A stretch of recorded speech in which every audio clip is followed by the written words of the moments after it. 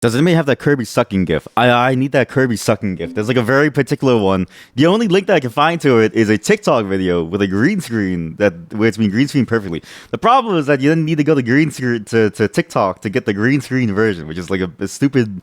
There's no way this is like a real thing you gotta do. Is you gotta go to TikTok to go and get the green screen version of Kirby sucking you off. Wait, go back, go back. Why did it switch video? Here we go. Like this feels like a ludicrously difficult premise. Also, it just looks so wrong.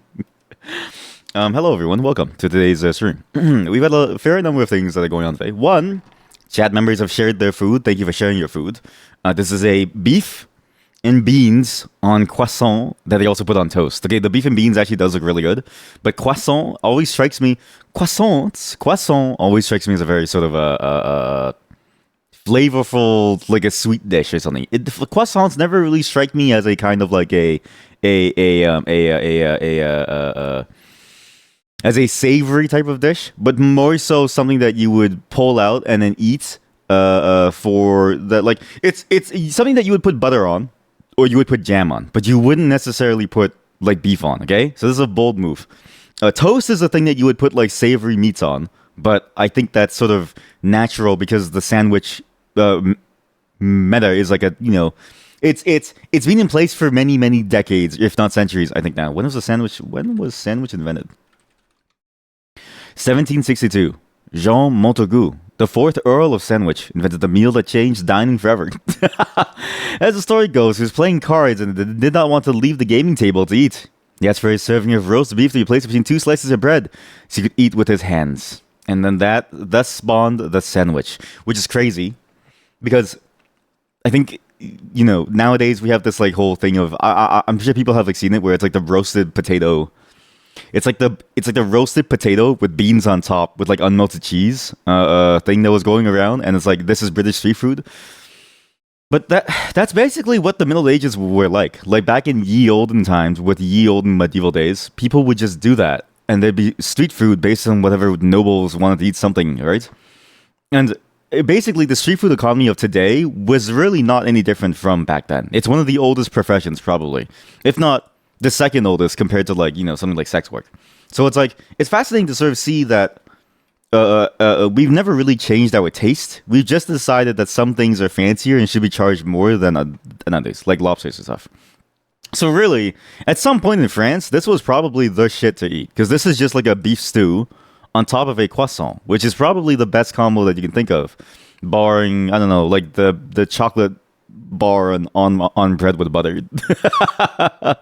I always love that too, by the way, because that the first time I saw that, it was from a video, and that video was just the reasons why the French are so much healthier than the Americans, and it was just somebody with their child where they put an entire chocolate bar on a piece of bread that had butter on it, and then they were like, we're so much healthier than you Americans because we eat a fresh, delicious, safe stuff all the time.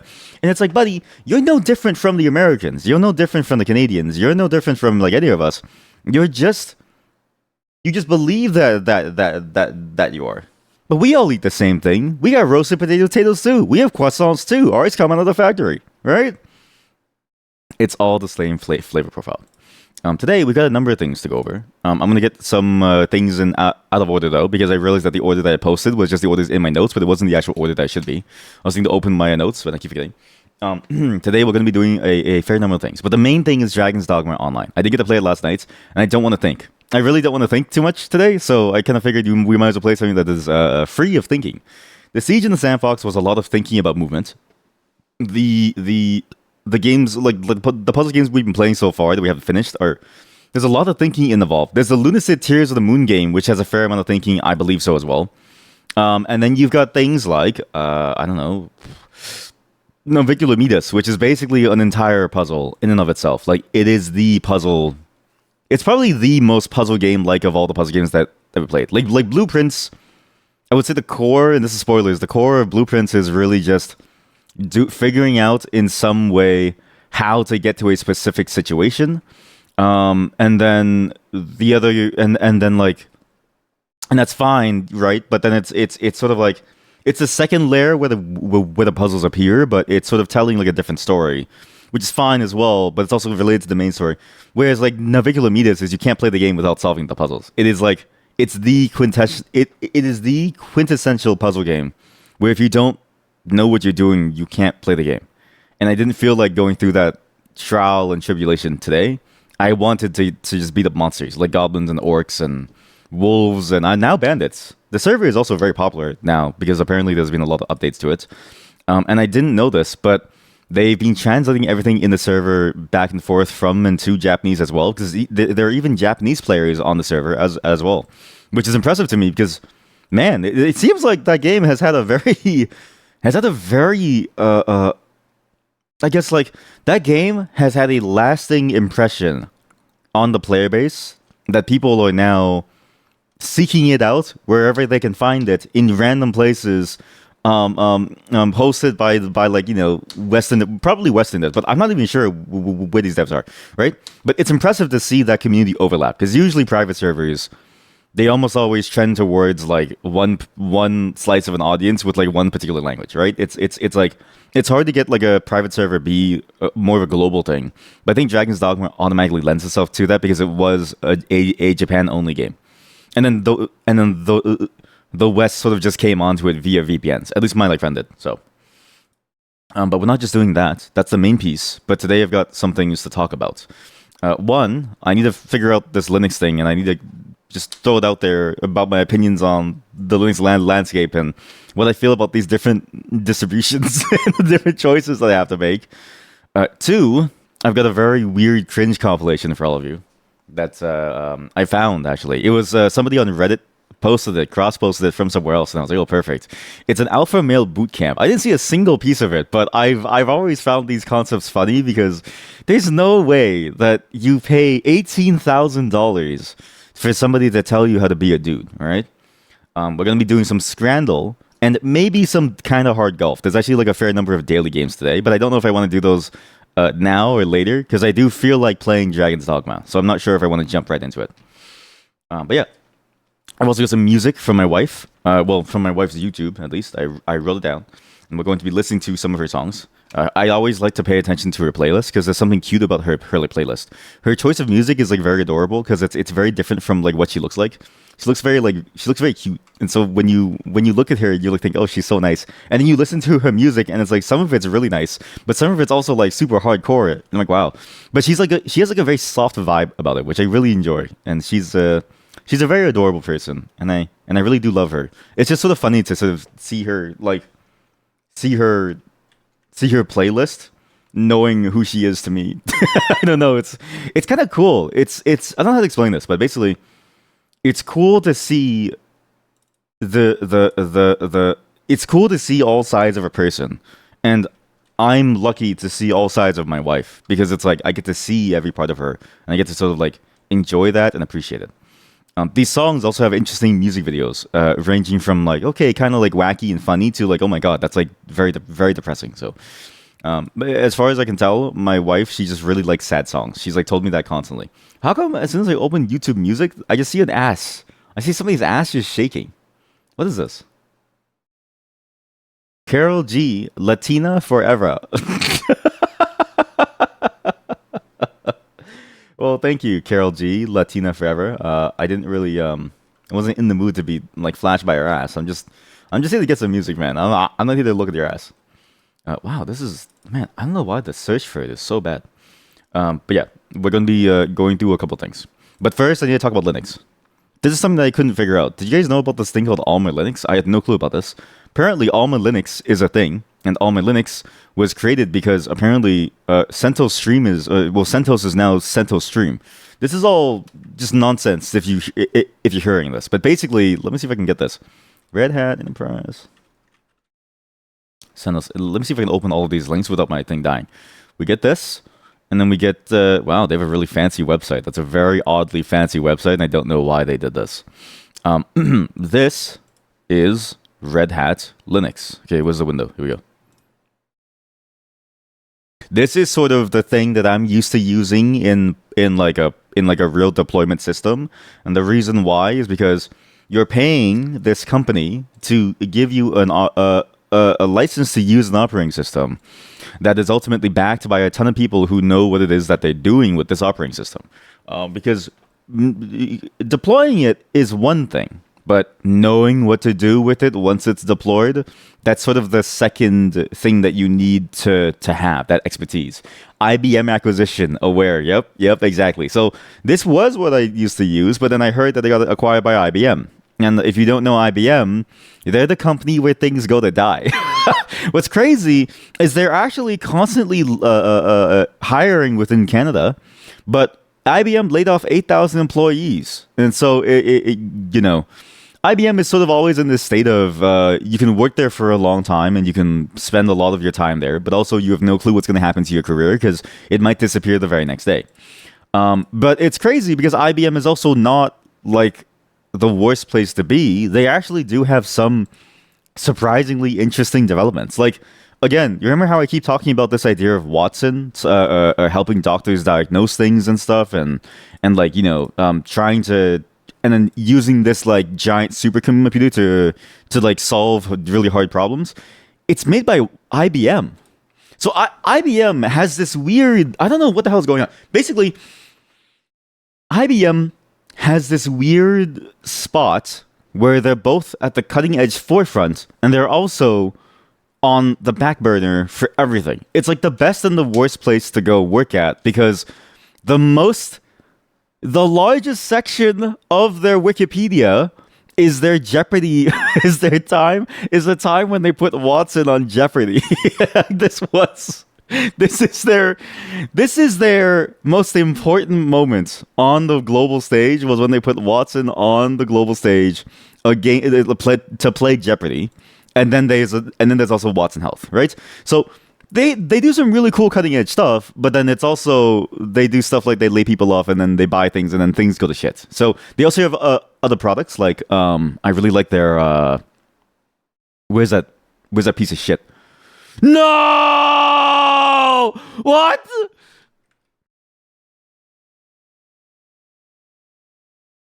No! No!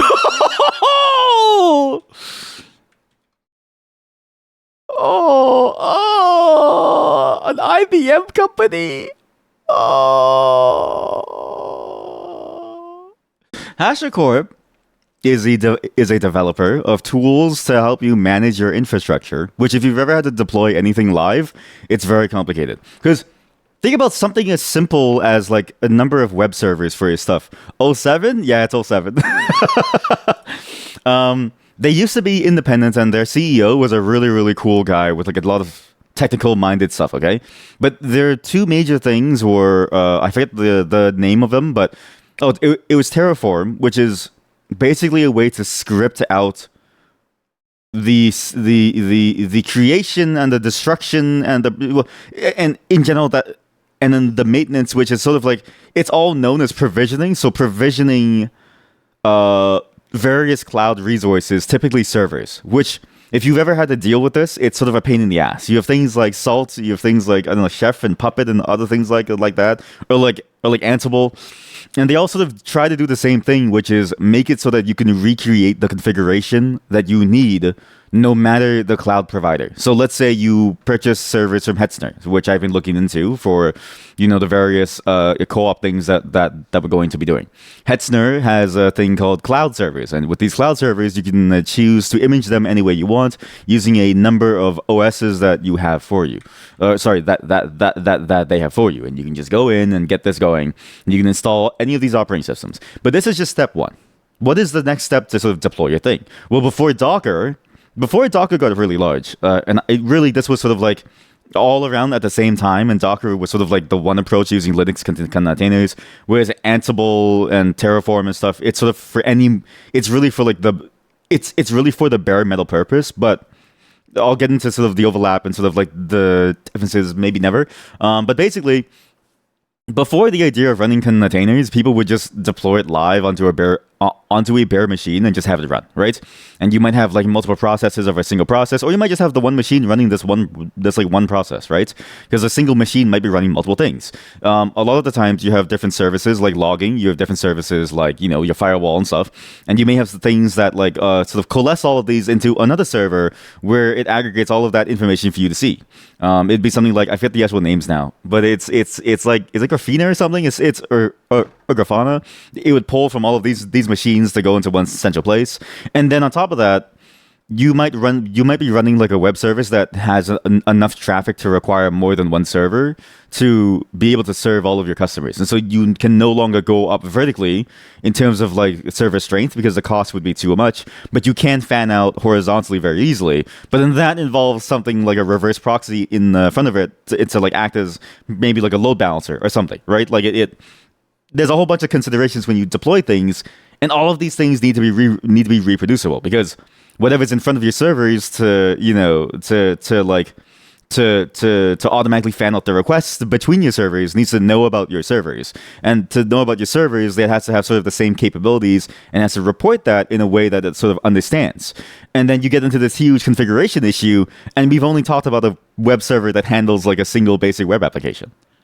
That's what it takes when you get beyond the scale that you need one single server. We haven't talked about what happens when you have to communicate with your databases. We haven't talked about what happens when you have to communicate with like a whole bunch of things, right?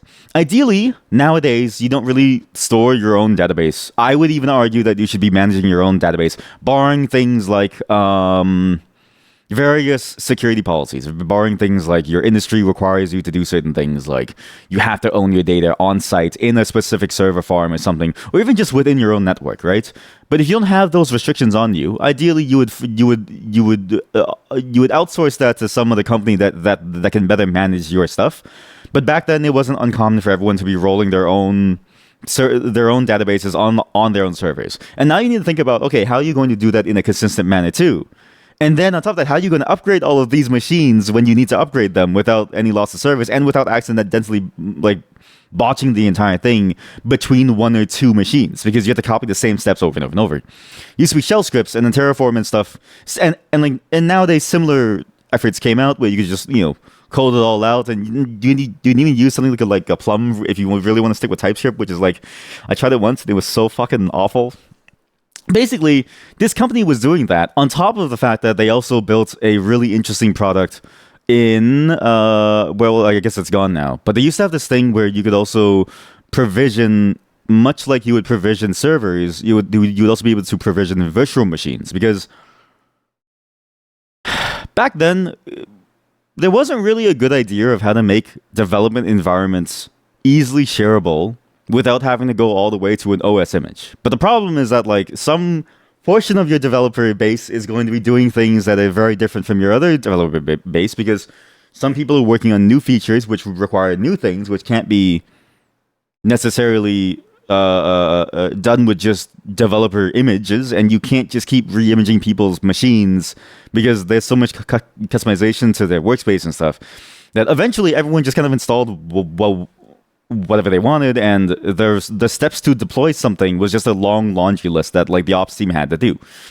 This was a way of getting like a roughly common development experience where you'd have a virtual machine that was provisioned with all the things that ideally your production service would have, and then you would just run and test within that environment.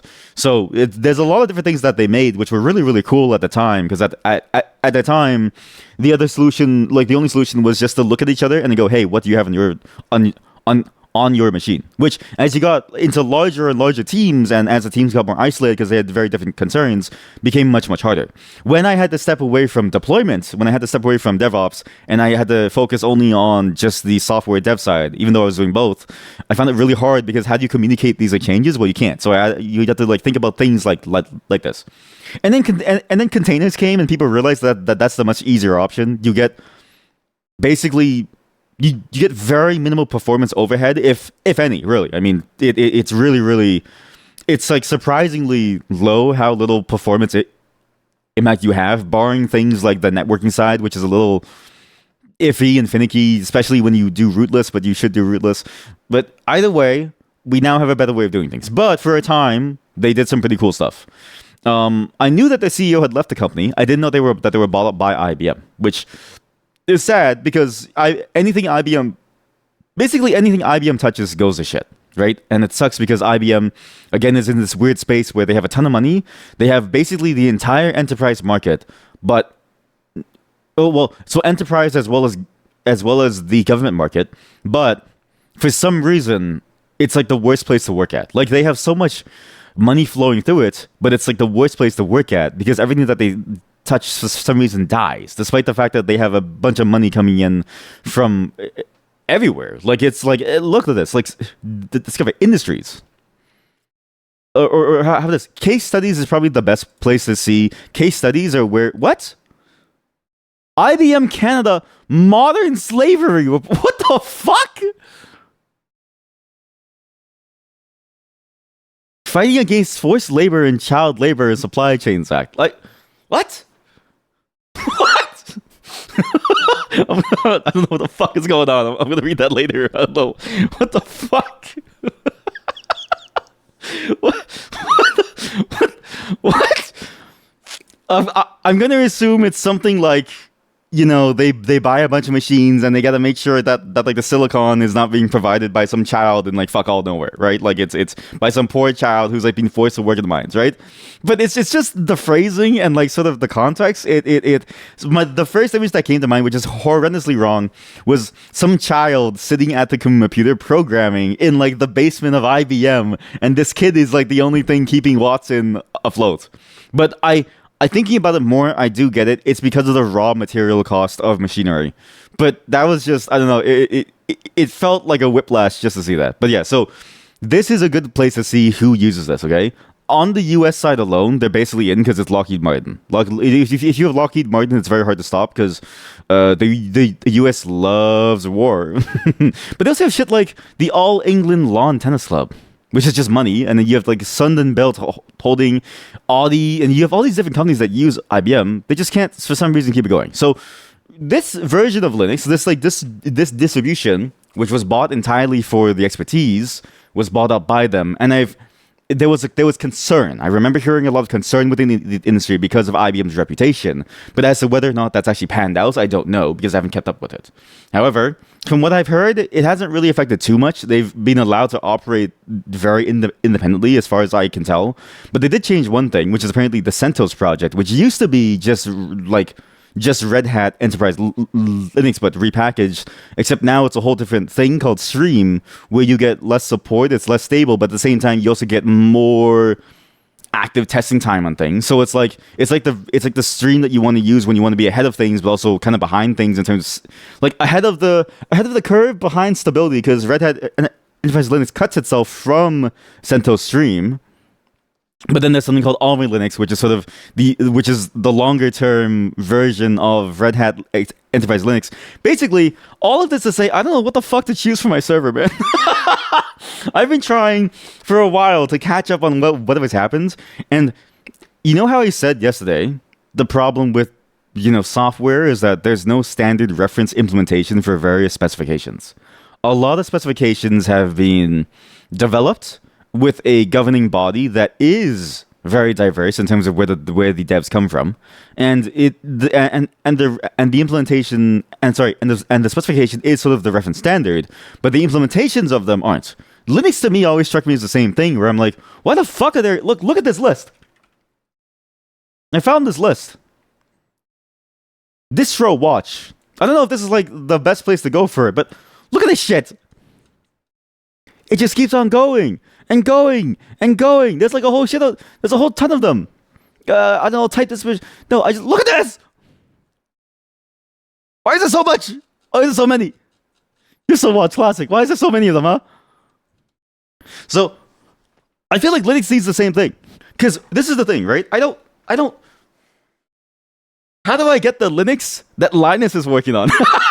How do I get what Linus has? Linus is working on a Linux that I want to have because he's working on that one. All of these other Linuxes seem to be copycats of some kind with all very differing goals. I just want a bare bones Linux machine that can run containers that ultimately have everything that they need to run the application, right? I'm just looking for the barest, most minimal, size-saving distribution of Linux, which is probably whatever Linus made to run my machines. And then, but I need to figure out, okay, why is there so many, right? And most of these, as far as I can tell, roughly operate the same. The handful of them that actually change how they actually work under the hood is shit like Nix OS, which adopts a fundamentally different approach to packaging and like a fundamentally different approach to provisioning your machine, if that makes sense. Like it's but everything else is just Linux with a different code on top. Isn't Linus is using Red Hat? What Linux does Linus use? Fedora, what? No, this is fun facts about. Is this a real website? I don't know if this is a real. Is this like a factual place? 2023. Below are 26 questions that detail fun and obscure facts about the Linux operating system. Regardless of how much you've used Linux in the past, there's likely a few or more that you didn't know. Try answering each one. Perfect scores win a prize. Send me an email and I'll send you a link to download a free copy of Fedora Linux. The joke here is that it's already free. That's not a prize. You can just go and download it right now. This is a fucking joke. What Linux does Linus use?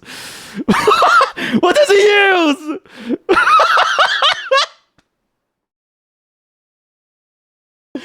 Do you see what I had to do to figure out? I was trying so hard to figure out what is like in vogue. Because the thing about something being in vogue is that you ultimately get more support for it, right? But also, you get a lot less headaches for it. There's a lot more solutions to things, which is sort of what the support is. But key to that is that you get a guarantee that it won't disappear tomorrow and you have to change your entire approach, right? And there's also a lot of understanding of how to eke out the most performance out of it. So what does Linus use? So what I was trying to figure out was which one to use for my server that would give me the least amount of wasted space on like bullshit, which is like usually a minimal image of some kind, but has really good package supports, and where the package maintainers are sort of constantly at it, which. That's a different problem that I'll talk about at some point. So what does he use? What does he install on all of his home computers? He uses Fedora Linux on all the computers in his household. I think this guy's biased. The author of this, I think, is biased. Even after purchasing an Apple M2-based MacBook in 2022 to run Asahi Linux, Linus chose to use the Asahi drivers and boot software only and load Fedora for ARM on it. This person is biased because I don't think he gets 1.5 million per year. That's insane. But also, yeah, I think this person is a bias. But anyway, so this has been the whole journey of me trying to figure out exactly what is going on with Linux, and I get the point of like the various distros that are out there, because it's like they're packaging something that, you know, they want like a different flavor on top of. But to me, it seems absurd, because I'm like, buddy, couldn't you just do that as a user the same way that Windows users install their own themes and skins? Like, it seems like this is a lot of work for nothing, really. And then what's interesting is that because they do it as a whole distribution, at some point they go behind upstream, and then they have to somehow backport all of these fixes, but they never really do, because it's like, you have only so many people that are interested in developing this stuff, and then all of their efforts are sort of spread across these millions of like projects. What you see, people often choose whatever distro they like for service. Ubuntu, Debian, and such are similar, or classic choices with stability, but they also have people running Arch for service too. That's insanity to me. Because liking it to me is very different from, like, I guess other concerns, where it's like, because like, at least for me, from my point of view, if you're deploying something for a server, it doesn't matter what you like. It matters ultimately what's the most efficient thing that you can possibly get, right? Obviously, the most efficient is something that you build yourself that has the bare minimum that you need. But there's a compromise of, like, you know, how efficient you can get into what into how well maintained it is, right? So stability matters, right? And presumably all the major distros are like roughly as stable as the other. But then it's also like, what other shit do they package with it that you can't get rid of? What other different design decisions do they go for? And it's like, well, then what's the point of all of these differences in sort of the name and sort of the like front facing of it if it's all sort of the same? And as far as I can tell, yeah, exactly. As far as I can tell, they're all kind of the same. So it's like, it's interesting to me that ultimately there's no difference between them, but everybody's trying to like spin it as their own different thing, but they've all converged into being the same thing again, because it's like, what's the point? Like, again, the only one that I found that was fundamentally different as a whole was Nix OS, because they've been trying really hard to get to this idea of like an immutable system configuration that when you mutate it, you can sort of track how to get there using the configuration specification, right? That's the only one that I see that's like really genuinely interesting within the space that makes me go, ah, yes. They're trying to do something new, and they're trying to solve the hardest problem, which is provisioning of a machine in a reproducible way, right? And then making that configuration static and immutable in such a way that there are no random updates and surprises. So the only difference that I can see from all of these, right, is that is sort of what is their support cycle and how many package maintainers there are, of which I don't know why that's the only different thing, and it doesn't make sense why there's so many different versions. Something like All My Linux and Red Hat Linux to me makes sense, because one is sort of like the freer offering of the one that is paid support by Red Hat, which is now IBM, right? So like all of that makes sense, but that's more of a business decision than necessarily something like, at least to me, Ubuntu and then other Linuxes, where it's like, I don't know the difference between Ubuntu and Debian and like all the other ones, except for the fact that like some of them are based off of some other package manager or something. But it's like, I don't, like, why is there so much difference for so little gain? And then why is there so much fragmentation of the entire ecosystem for nothing? Like, I don't understand. Like, all this fragmentation, and the only interesting thing is one single version of NixOS. This is the only interesting fragmentation out there out of the whatever this whole list is. What happened? Like, what happened? Who the fuck is what? Void, Venom, Vine, Ufficio. Like, okay, this is great and all, but all of you are doing the same thing, and then what? What did I just see? I just saw something. Rebecca Black OS. What the fuck? Rebecca Black OS. You mean this? Her?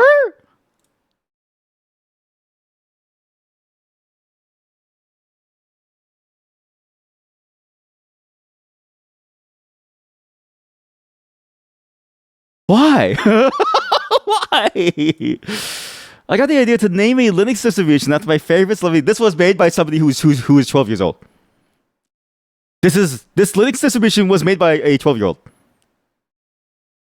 As I saw some earlier Linux distributions named after celebrities, and also this KDE blog post. What KDE blog post? Secure site unavailable. I don't want to click on it. Brought to you by Nerdopolis. Who's Nerdopolis? This is a 12-year-old. This is a cracked out 12-year-old who instead of like playing games with their friends decided to make their own Linux distro. This is a cracked out 12-year-old. What the fuck? This is among the first live distributions to provide a Wayland server. This is a cracked out 12-year-old. One of the first distributions to provide a Wayland server. They are cracked out. What the fuck? VTs are disabled in the kernel. Wow.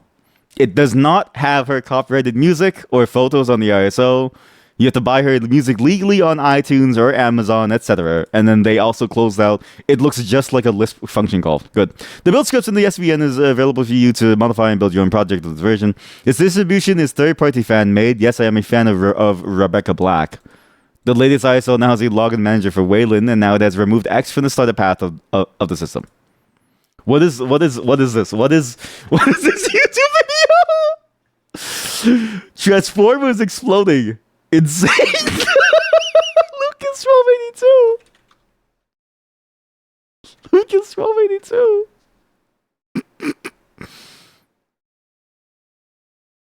Wait, it's gone. No!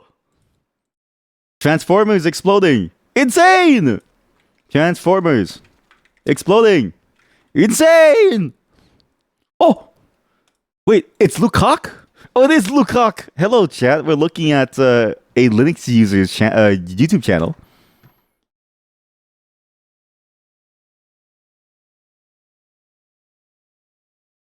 Why is this the example? Look at my DMs. Oh, they sent me the Lego. Am I allowed to show the Lego thing that you built, chat? This will show up in the VODs for people. You think I should use Arch for the meme or Nix for a bigger meme? So I don't think Nix is a meme. I think Nix is onto something. But I decided to go with Alma because I don't want to touch the server ever again for the next 10 years. And I needed something that was guaranteed to at least be stable for at least like 10 years. And this one seemed to have enough maintainers on it that I felt good about using it. So this is the Lego thing that Chad has been building, which is actually pretty damn cool. This is a very nice Lego piece. That's a pretty cool setup. Is it the Teen Titans? No, I'm just kidding. It's the Avengers. What's crazy, right, is that you would imagine that this is from the room of like a 12-year-old. But as far as I can tell, this chat member that I play with is like, they're like 30. Basically, what I'm saying is, we never grow old. We simply get richer or poorer. It really depends on what you do with your life past like the age of like maybe 9. But for the most part, you're gonna have more money than you did at 9 years old. So you simply get to live out your dreams that never really change, because ultimately all of us live a hopeless life. But this is kind of sick. And I also really like how they give you the invisible bars to make people fly up. How come he's sitting at the top? What's he doing at the top? Why is he sitting like he's jerking off? Hello, chat. I was showing off your baked beans and the croissant today for the majority of the starting stream. That's Eric Selvig from the Avengers movie. Who? Who the hell is Eric Selvig? He opens the portal above New York. Well, tell him to close it. Isn't that the whole problem? Tell him to close the portal. How come? Why did he open the portal? Tell him to close it. You hope that I liked your slop. I likened it to a bread bowl, and I did say, however, the only thing that I didn't like is that I actually never think of a croissant. So I don't know if this is true for all of you, but I don't think of a croissant as a savory food. I think of a croissant as a sweet food or something.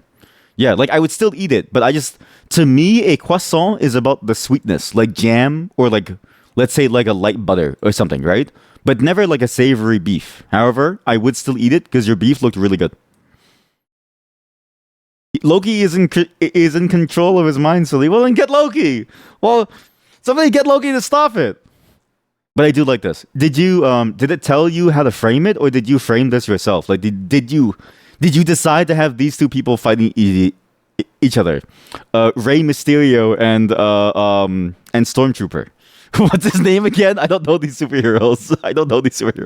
So you have Rey Mysterio fighting superhero. You have Shrek jumping down to save him. Whose Lego is that? Noggy's. It's Noggy's. They actually get to they get name dropped today. All of you get a name drop today. Mint, Noggy, Tavadi. You're kinky like that. Says Mint. Mint says Pepe Wow. I'm gonna read every comment like that now. I'm gonna say your name. Captain America. So how come there's Butterfly Lady going down to help Shrek and Rey Mysterio take out Stormtrooper? Why is it that evil Iron Man isn't fighting Iron Man? How come evil Iron Man is like floating above Iron Man? How come? Why is there Prince Arthas? Where did Prince Arthas come from? Is that not? Who is that? There is evil Iron Man? Well, it looks like evil Iron Man. Oh, that's Thor? I thought that was Carl Magnuson. So wait, so why is he Prince Arthas? Well, how come his hammer is like Frostmourne? Why is his hammer Frostmourne, and then why is he riding like a sandworm? What is going on here? What is that a vampire? This looks like a Sims character. That looks like a Sims character. It's electric. It's electric. That's the best way to say it. It's electric. Dune 3. That's evil Doctor Strange. Who? Who's Doctor? Is this Doctor Strange? That's not Rey Mysterio. Wait, so who is this guy? I thought this was Thor. Doesn't Thor have orange hair? Isn't this Iron Man? How come there are two Iron Men? Why are there three Iron Men? How come Iron Man down here is holding... How come he's holding martini glasses? How come there's Iron Man on the rooftop over here holding his own martini glasses? You have multiple Iron Men. Why did you clone Iron Man? Why did you clone Iron Man? Oh, that's Scarlet Witch. How come you didn't clone Elastigirl or something? Or like, how come... Why is there another Iron Man killing random civilian number 27? Why is he killing random civilian number 27? What is this? Oh, there's Loki. Look, he's mind controlling. That's Loki and Skeletor. There's another Scarlet Witch on the helipad. Why do you have so many Scarlet Witch? I'm going to assume this is Hawkeye, because every movie that I've seen Hawkeye in, Hawkeye is the most useless character. He's just there for show, and he gets like, and he's just hanging on to like different places. Like everyone has cool powers, and then Hawkeye and Black Widow are just, I have a gun and I have a bow, and I don't really know what do they do for the Avengers, except for the fact that like they're tied to the American government. Like besides the fact that they're they're the American government agents, like I don't get the point of them. So you have so you have this. I'm assuming this is Scarlet Witch. You have Thanos over here with the purple face, and you have the guy from Pikmin. This is the main character of Pikmin, but with a giant gun. What is happening on this helipad? Why is Pikmin and Thanos fighting? Is this Endgame? You have, what's his name again? Wasn't he also like a Hawkeye character? What was his name? And then you have, who's this guy? I don't know these characters. How am I supposed to... Falcon, that's his name. Hawkeye Falcon, that's his name. And Ultron. Ultron. So you have Falcon and Ultron fighting Thanos and Pikmin main character who's trying to kill Scarlet Witch, and Hawkeye is just hanging out doing like a workout. Very nice. And at the bottom you can see that he has... That's the Vision. Well, yeah, I know. Like I know it's your Vision, but like, well, I'm trying to decipher your vision. Yeah. I'm like trying to decipher your vision. Like I'm trying to figure out like what is your vision. I'm so serious. I'm trying to decipher your vision here. I don't know what do you mean that's the Vision? No, the blue guy is the Vision. That's his name. That's his name.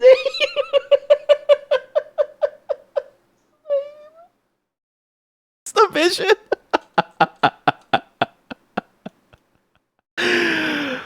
Oh, that's funny. I can't believe you guys like this shit. Anyways, welcome to my Minecraft stream.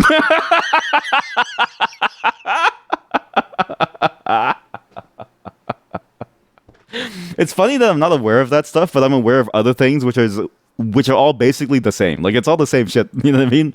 Anyways. This is the official Rebecca Black operating system preview video. And I don't know why this is the official Rebecca Black video. Oh my god. Lukac, drunk girl trying to dance. Lukac, you were featured on the Rebecca Black operating system. What the fuck is that? Look at his head shake. Look at his head shake as she's twerking on his head. Actually, what the fuck? Oh man. Anyways, welcome to the Linux adventure. The Linux every time I go find like a Linux distro, it always gets funnier and funnier. Like every time I go, there's just something new to find, and you never really know what to see. But I've chosen all my Linux because I needed some level of support for 10 years. Because I don't want to update it too much. Because I don't want to go through that process of having to like recreate the machine. But yeah, doing all of that, it was fascinating to find that they're all basically the same. And it's only really the skin on top. And then you basically, like, and there's only really one that is very different and one that's super hyped. Like, Arch is super hyped. Nix OS is, like, very different. But the rest of them are basically the same thing. Like, Rebecca Black OS and Red Hat Enterprise Linux are closer siblings than Nix OS is to Arch Linux. That's how useless all of these distributions are to me. And it sucks because as a person who has to choose it, who has to figure out, okay, which one has the most support so I can piggyback off of that and like effectively leech from it, it's hard for me to choose which one to leech off of it. I also chose it because it's the only one that's available on the Hetzner, so it's that I'm vaguely aware of how to use. Like I would have to read more documentation to get something like Ubuntu going, or like Rocky Linux. Well, apparently Rocky and Alma are roughly the same goal, but different things. Or like say like Debian or like something. And I didn't want to make it too complicated because I'm trying to, with every new what? Also, the Hulk is holding a sausage. What?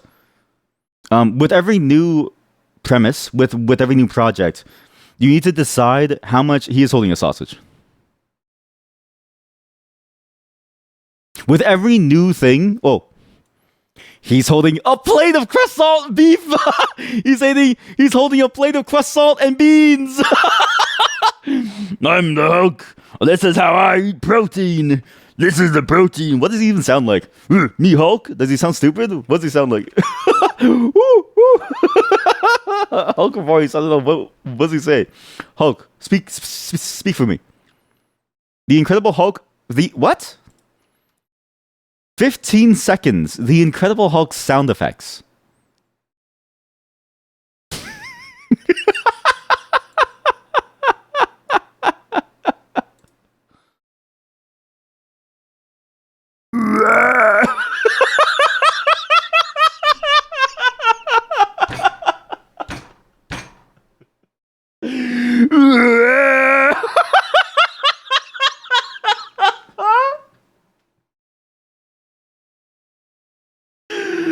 Oh shit.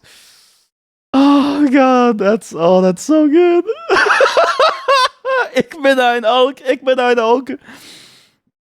Oh man, thank you for showing me this. I love seeing the Hulk with the sausage. But yeah, this server will be used for various things, and like anytime you work on something new or you try something new, because I'm also trying this other idea at the same time, you only have so much limited space for new things. Not because you can't do everything new, but because you want to mitigate the the number of roadblocks to getting something live. So I didn't want to mess around too much with the OS level stuff. I just wanted something stable that I could deploy something on that had the least amount of shit on it.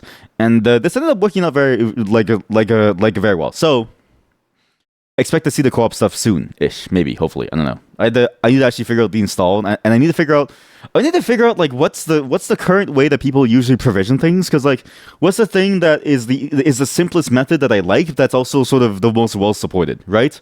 Because I don't want to have to manually go in and type all the various commands to install various packages, and I don't want to do the shitty way of doing like a full operating system within a container. Ideally, it'd be limited to just what you need to run whatever application that you have, right? With a from scratch image.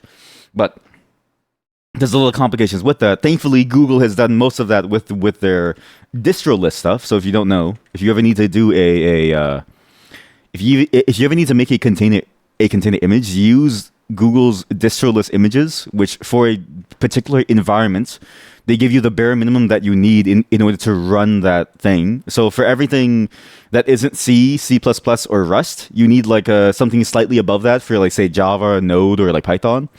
And you just use these to run stuff. And it's very, very handy because you don't have to figure it out yourself. They've already figured it out for you. And they deploy these basically daily. So there's more bugs being fixed than you ever will be able to fix, because you don't want to have to deal with this. But yeah. It's been fun to look into Linux, and I don't know what to do. We're going to move on now to Scrandle, because I've got something to do with you all. Because Scrandle, as you all know, is the best game on the market. Have I seen the PewDiePie Linux video? No. What does that even mean? What the fuck did you just say to me? What the fuck did you just say to me? PewDiePie Linux. PewDiePie Linux. I installed Linux. PewDiePie uses Linux. PewDiePie uses Linux in the prime time. Some ordinary gamers. The new PewDiePie Linux video is insane. The PewDiePie Linux video is awesome. Tech Hut. Michael Tunnel. PewDiePie switches to Linux. Linux's experts. PewDiePie is getting cancelled again. Asmongold. I don't know if I want to watch it anymore. I don't know if I want to watch it anymore. He switched to Linux recently. XUC reacts to PewDiePie making fun of him. PewDiePie tried to convince CDawgV8 to switch to Linux.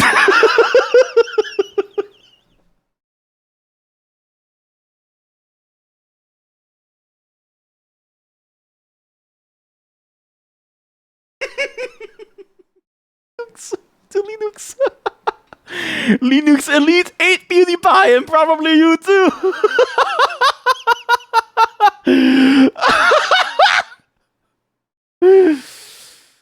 Dual wielding dad. PewDiePie is a Linux power user. Oh god. I don't want to be here anymore. I don't want to be a developer anymore. I don't want to be a developer anymore. That I see all of these various videos. I don't want to, like, this is not to say that like he's made it worse, but like or like maybe there's no industry that is immune to this. I want an industry that does not chase clout in any way. The forbidden croissant. Everybody, you now have the forbidden croissant. Painfully corrupted by the person who made the croissant. What other emotes do you have? What other emotes do you have? Huh? You have Plunk, you have Buh, you have Walter Vibe, uploaded emotes.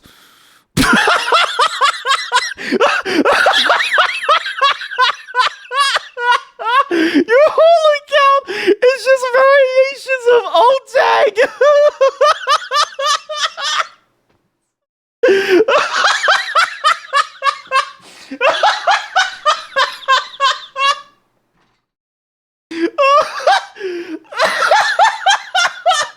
Holy fuck! Oh god! Oh god! Oh god! Holy shit! I thought Otag Pyramid was already was like the best thing ever. But you have Otag Army. I'm gonna use this. Otag Army. Holy shit! Look at the Otag Army. It zooms in. You have Otag King. Otag Jester. I'm gonna add every single Otag that you've ever made. Otag IO. Why does he just have a mustache? Gag. It's Otag, but symmetry mirrored. That's good. Gag. That's really good. You have Otto.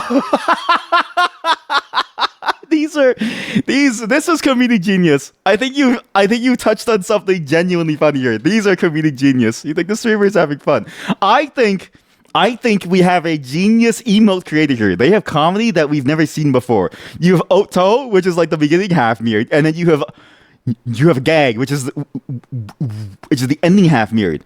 Otag Army, rise up! Otag Vision. Why is there? Chat, can I get into the mind? And can I get into your mind? Why did you make so many Otags? Why were you so focused on making You even have an animated Otag tank. Otag shield. Why did you make Otag God? Why did you make so many Otags? Not you. You didn't make any of these. The other chatter. It started as a meme that you couldn't stop. Okay, well, at least you got Otag 3D. This is pretty good. Otag Curse. Otag Curse! He does it wrong. What? Otag Dent? I love these Otags. Otag, it's just completely broken. Honestly, I'm kind of glad that your mind thinks like this, because there's something funny about this. Otag Hipster. Otag M. Otag Unwrap. Woo! Brilliant. Otag, no Otag. Wait, what is this? It's unlisted? I'm gonna help you get this listed. I'm gonna help you get all of these emotes listed. Otag XDD. This is Otag Schizo. Holy shit, there's so many Otags. Otag Art. Oh my god. Oh, Otag Infected. This is amazing. What is Otag? I don't know. Oh, it's a Gato backwards. So it's cat Gato backwards. Oh man. Oh, there's even more. Otag Sombrero, Otag Sock, Otag Habibi. I don't know if I can add some of these. All I can really have is Otag Pyramid, okay? I'm not gonna add the Otag Habibi. I don't think I can add that one. I don't think it'd be fine for me to add it. I don't think it'd be fine for me to add Otag Habibi. I'll add Plunk though. Oh, there's already another Plunk. We have to get rid of the existing Plunk. Which one is the existing Plunk? I will give views to your Plunk. Amazing. Absolutely amazing. So wait, so we installed Linux. Okay. So he's promoting G Fuel. He has a laptop. He's tinkering in. He did the thing that everybody does. Is they customize the look of their shit and they add a custom image to make it look really fucking cool. And he even has the little spinny clock thing. That's funny. This guy, yeah, he's learning windowing. Here we go. This is it. This is it. Otai Habibi was suggested by an Arab friend. So you got the pass card. Okay, that's true. Yeah, as long as it's somebody that's suggested to you, then you get the pass. Yeah. Man, he even has the system information tracker. His rice is low-key fire. Holy shit, that's actually funny. His rice is actually pretty low-key fire. Yeah, it is pretty good. It's very high-key fire. It's like very, very good. I actually think it's solid. Oh, man. But what? Why? How come everything has sort of trended towards this idea? Like everything, you have realized every industry isn't immune to the clout chase now. Like every industry is now based around making a video out of it and then talking about it and having it enter the mainstream, and then everybody reacts to it like piece by piece, and it's just like, I don't know why you like this the most. OTAG transform.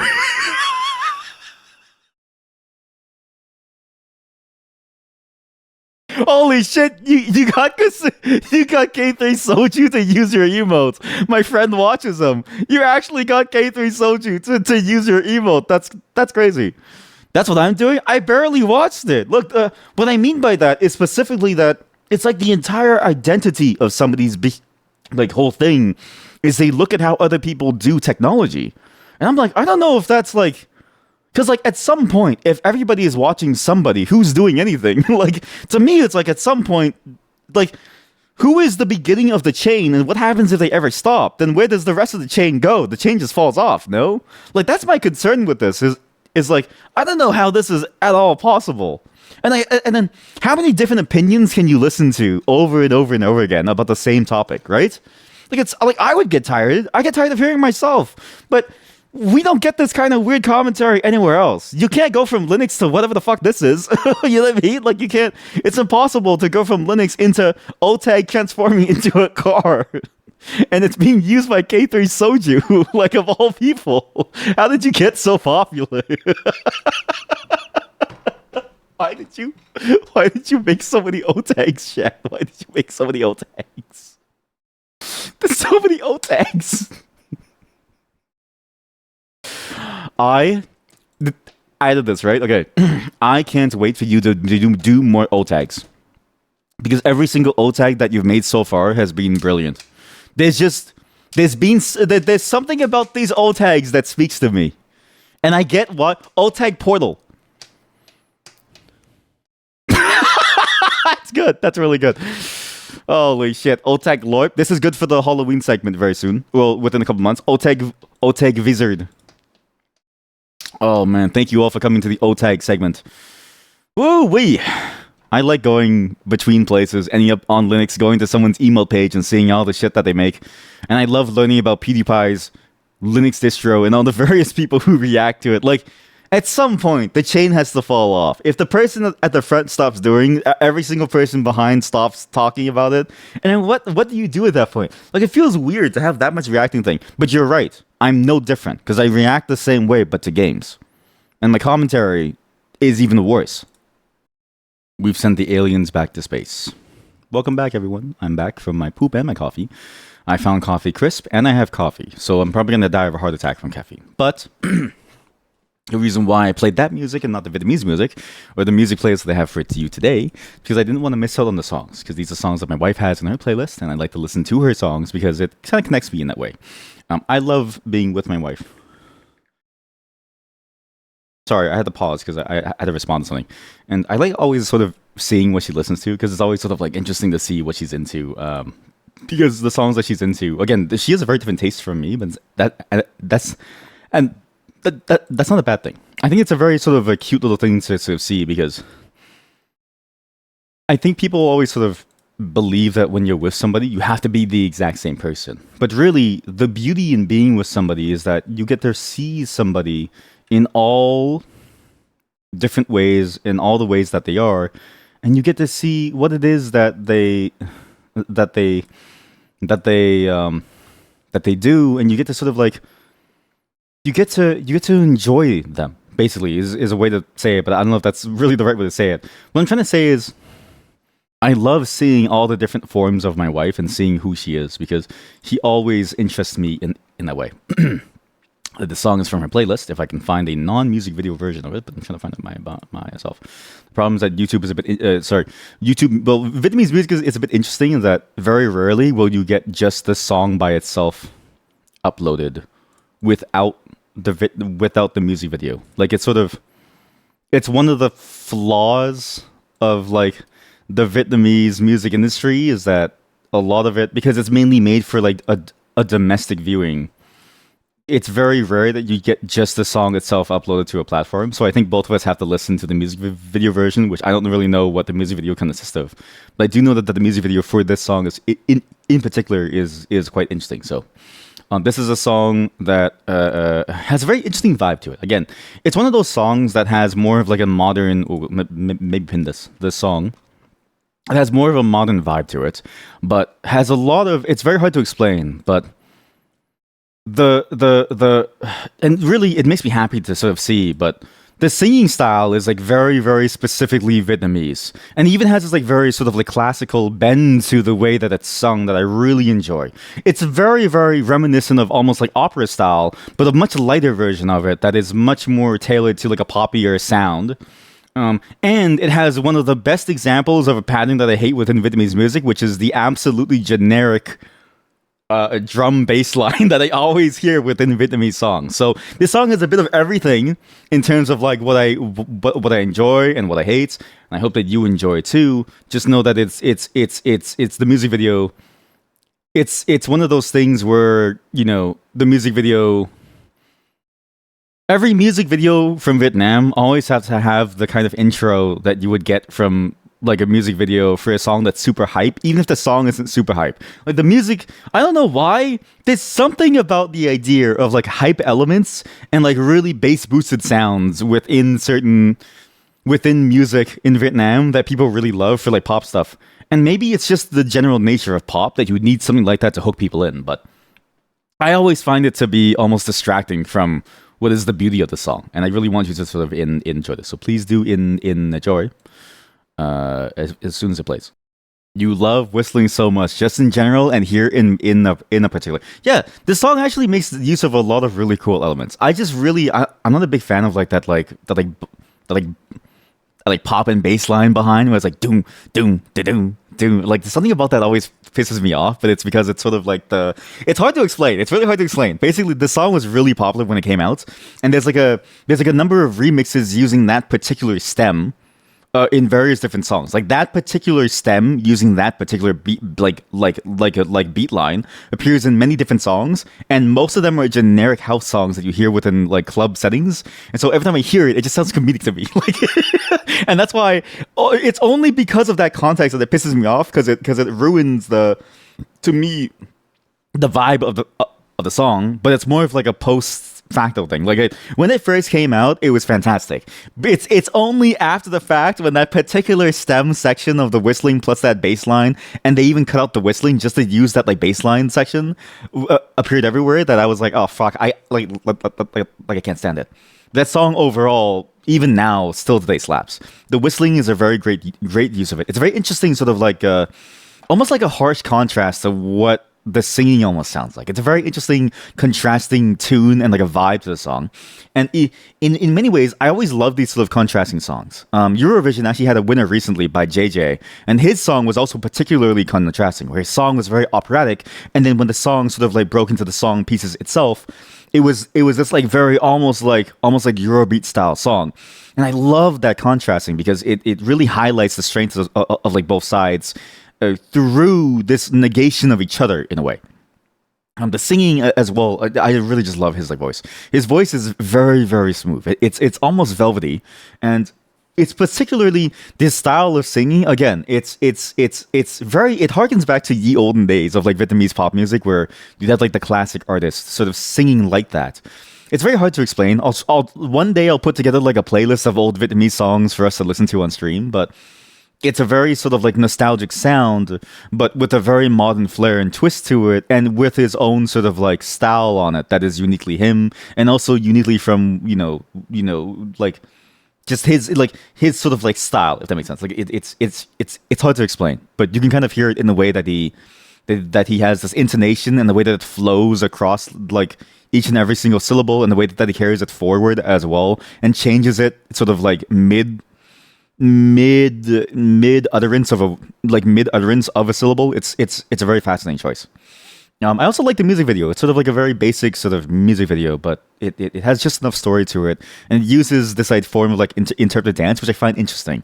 Interpretive dance is always, again, it's up to your interpretation, but it's always an interesting sort of realm to dip into, because it can be very difficult to make it work. But when it works out well, I think it does a great job of like saying something. But yeah, beautiful song. I really like what this is. And I hope that you enjoyed it too. Add that to your playlist. There's going to be a lot more songs coming very soon in the next coming streams, because I've been building up a slow number of playlists and a lot of different things that sort of get you used to certain sounds, and then just sort of like blow your mind on how these sounds can sort of sound like, by seeing how far the like Vietnamese music as a whole has pushed the construction of its songs, but also just how still good the classic style is. Like, there's a lot of classical songs that still work out well today, and artists that still make classical songs in modern times that still sound amazing. And I'm hopefully going to be able to showcase this, hopefully in some way, not too well, but not to get too ahead of myself, but I think in a way that you'll enjoy. So hopefully you did enjoy that.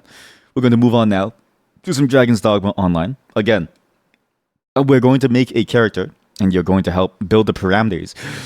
Sorry, I'm so gassy. Of this character, and it's going to depend on the numbers that you give me. So you'll see the range of numbers, and I'll just take whatever number that I find. And it's going to be interesting because I don't know how this is going to end up, but I think it's going to be funny because there's going to be a very particular context as to what character that we're trying to make. Give me a moment to set up, and then I'll show you the context of why I named my character the way that I did. I'm out. I'll do the quest maybe later once I have some more free time, but I have to go. Before it gets dark in my area, I need to fix some things. So, I gotta go before the light turns off. Thank you all for showing up.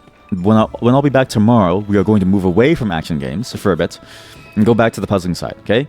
Not too much puzzling, but some puzzling. I'm not really sure how much. We'll see how far we go with this concept of like finishing games on this channel.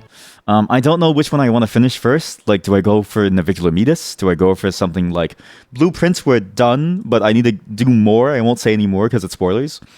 And then, we have a lot of games we just haven't finished. There's also that Lunacid Tears of the Moon game, which I still want to figure out fully. And now that I have the fixes for it, it's a lot easier to get going. So I'll let you all know by tonight what I feel like. And we'll sort of continue on from there. There's also some other things, ideas I've been playing around with that I want to get going, but my focus right now has been trying to get to the co-op sessions, because the Counter-Strike Source co-op with the various modded maps, especially the Final Fantasy VII map, I really want to do that with you all. Sven co-op is going to be very, very fun, but I need to find like a fair number of maps that I remember, but I don't remember the names of, that were fun to play, and let's see if I can find them again for us to play. What else? The Infinity Nikki lookbook, I don't know if I want to do it yet.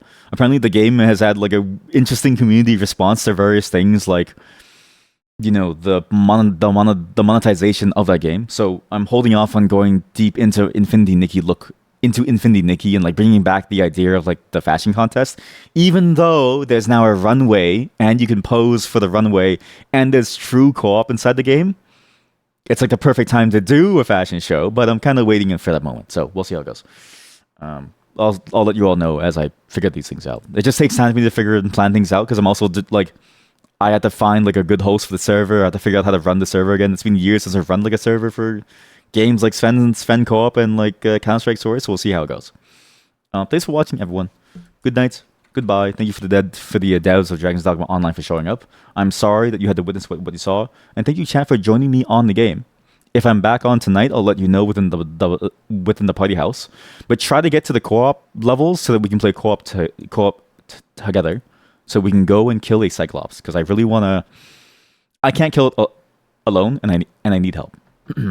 Bye, everyone, and have a good night. And thanks all for showing up. Also, more playlists for this entire week. I will have a curated Vietnamese playlist. Again, the goal is to show you how the music has sort of evolved and how the music has changed, but also how the music sort of stays the same, and get you like introduce you to the sounds of like Vietnamese music as it is within the modern context as well as like the classical context. So, bye everyone.